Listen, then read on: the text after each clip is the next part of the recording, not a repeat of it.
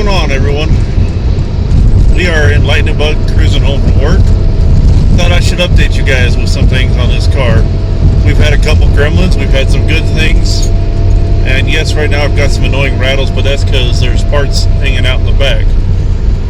So let me start with what has happened since we've got Lightnin Bug on the road.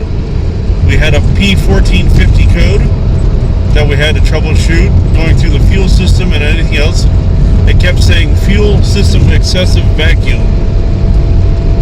After going through the fuel system, discovered that my computer might have been the wrong one. Replaced the computer and no more check engine light. Along with that, we also had an issue where the alternator was overcharging. Discovered yet another bad alternator from O'Reilly. So we went to AutoZone and bought a new alternator instead of a reman.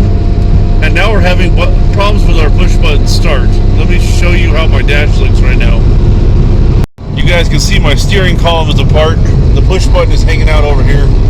Some reason when it's cold out, this thing doesn't want to start. It doesn't want to read the RFID chip or the chip for it, and that's a problem. So I carry around my ignition switch so I can plug it in and start it with the key. We are going to be pulling this push button system out and just tossing it. I'm not going to want to deal with it. I don't care to deal with it, and it's become a headache. We're going back to the ignition switch. And yes, you guys can notice the dash is apart here. We are looking at it adding several gauges to the car, including a voltage, water temp, oil pressure, and a tach. I know I have a tach here, but I want an aftermarket tach, like something that would have been reminiscent of when I was in high school.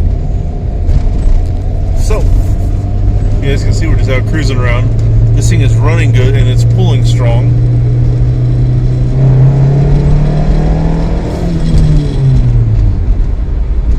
We're sitting here in Lightnin Bug. I got the ignition switch swapped over. I told you guys I was having problems with the push button start. We went ahead and replaced that with a factory switch. I also don't know if I mentioned this in the beginning, but one of the other issues I had with the push button start was it wouldn't go into accessory mode. It was on all the time. And that was kind of annoying when I wanted to play the radio or sit in the car for a little while. So, along with that, the energy quick release and hub and the aftermarket adapter to put it on the column. I can never get the horn to work right. It only worked at a certain point when the wheel was turned. Drove me ballistic. Can't drive a car without a horn. So I went ahead and used a momentary switch to go ahead and get the horn working, and we'll show you guys that here in a minute. And we've got a lot of plans for Lightnin Bug coming up here in the near future, so you guys should get some more videos.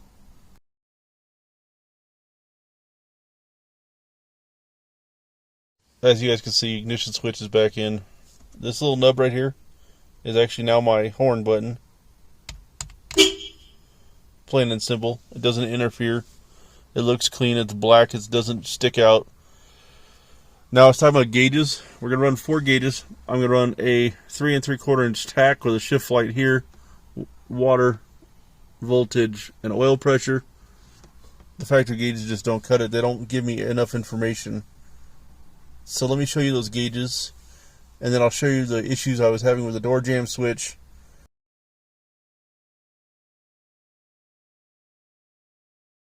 Alright, so we have our gauges here. I have this one turned around. I'll show you guys that in a minute. We have oil pressure, tach, water temp, and voltage. As you can see, these gauges look black when there's no power to them. This is the tinted gauge series from Glow Shift. All of them are matching. These will all be on the A pillar when I'm done with it. Big shout out to Harness Performance for giving me a wiring guide on how to wire these up. We went with a Glow Shift upper radiator hose adapter for the water temp gauge. Found an eBay adapter for the oil sending unit so I can screw it into the block along with keeping the factory oil sending unit. Back here in the car, all the exhaust parts that will be coming soon. This is going over to Mitch's fab shop so he can get out there and start welding that up. But you guys can tell I've been driving it. There's a lot of crap in here. We got to clean that up. But I'm at 200 miles so far. Had its first oil change.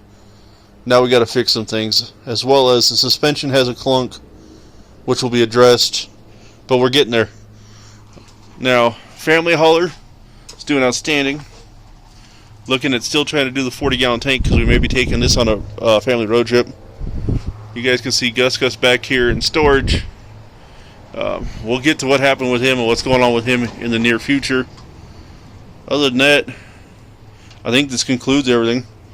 Oh, headlights. I have a replacement set for this. I just haven't felt like pulling the bumper off to fix it. But that's in the future plans as well.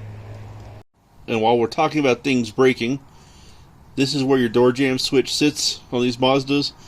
My door jamb switch broke and the wire fell inside, so we'll have to take the interior paneling apart to fix that.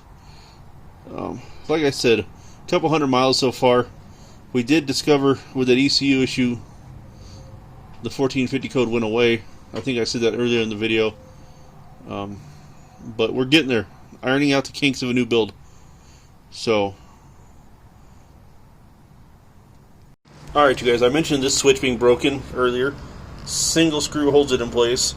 What happened is the switch broke and the wire got stuck inside the door, or in the jamb, the B-pillar jamb.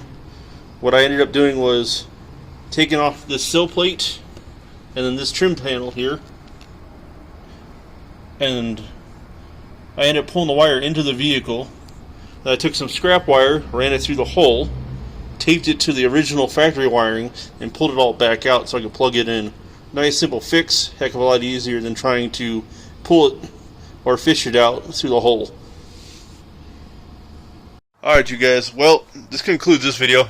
It's not our traditional video. This is more of a what's been going on. Haven't really had a lot of time to work on these things. They've been getting kind of neglected. But we have a lot of videos coming up.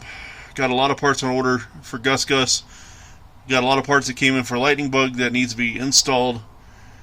Family hauler has a fuel tank and a few other things. So look to those videos. Once again, y'all, thanks for watching. God bless. Take care.